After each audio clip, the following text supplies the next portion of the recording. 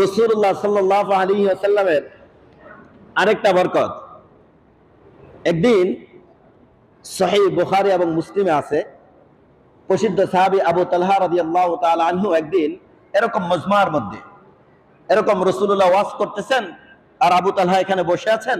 তো রাসূলের যে কণ্ঠ, রাসূলের যে আওয়াজ, এই আওয়াজে বোঝা যাচ্ছে রাসূল হয়তো 2 দিন ধরে, রাসূল হয়তো ভুখা, মানে ক্ষুধার্ত আর কি, মানে কণ্ঠই দালালত করতেছে। বুঝাইতে পারলাম কিনা ঘটনা? তো রাসূল মনে করতেছে, রাসূলকে আবু তালহা মনে করতেছে যে রাসূলুল্লাহ ক্ষুধার্ত, এই কারণে তার গলার যে কণ্ঠ, যে আওয়াজ, এই আওয়াজটা ক্ষীণ হয়ে আসছে। তো রাসূলুল্লাহকে এই অবস্থায় দেখে আবু তালহা রাদিয়াল্লাহু তাআলা আনহু বাসায় চলে গেছেন। বাসায় গিয়ে স্ত্রী উম্মে সুলাইমকে বললেন, কে আমার তো মনে হইল রাসূলুল্লাহ 2 দিন ধরে খান না, তার যে কণ্ঠ, তার যে ওয়াজের ধরন, এই ধরনে মনে হইতেছে যে তিনি ক্ষুধার্ত আছেন, কি করা যায়? তো উম্মে সুলাইম বললেন, আমার কাছে তো তেমন কিছু নাই, জবের 2-3টা রুটি আছে, তো কি করব? তো আবু তালহা বলতেছে, জবের রুটিগুলো ছিঁড়ে ছিঁড়ে ঘিয়ের মধ্যে মাখাও বা পনিরের মধ্যে মাখাও, মাখায় একটা পাত্রে রাসূলকে পাঠায় দাও। তো উম্মে সুলাইম রাদিয়াল্লাহু তাআলা আনহা কি করলেন, ওই রুটিগুলোকে কাটলেন, ছোট ছোট ছোট করে করে কাটে ওই ঘিয়ের সাথে বা পনিরের সাথে মিশাইলেন। মিশায় আনাস রাদিয়াল্লাহু তাআলা আনহু, রাসূলের খাদেম, আনাসকে দিয়ে পাঠায় দিলেন মসজিদে নববীতে।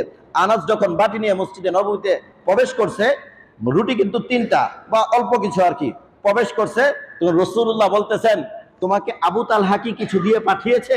তখন আনাস রাদিয়াল্লাহু তাআলা আনহু বলতেছেন, হ্যাঁ, অল্প কয়েকটা রুটির টুকরা দিয়ে পাঠিয়েছে। কয়, ঠিক আছে, তুমি ওই রুটির টুকরাটা নিয়ে তার আবু তালহার বাসায় চলে যাও, আমি আসতেছি।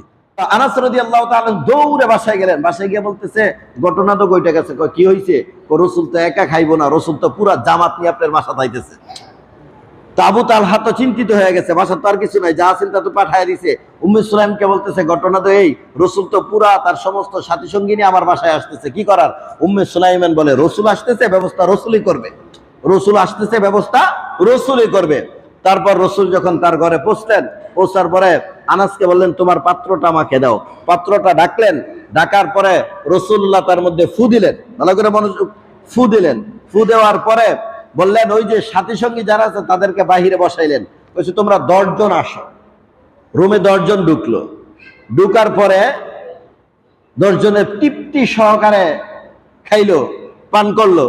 তারপর বললেন, তোমরা চলো, তোমরা যাও, তোমরা বের হও, আর 10 জনকে পাঠাও, আর 10 জনকে পাঠাও। এরকম ভাবে 300 মানুষকে খাওয়াইছে।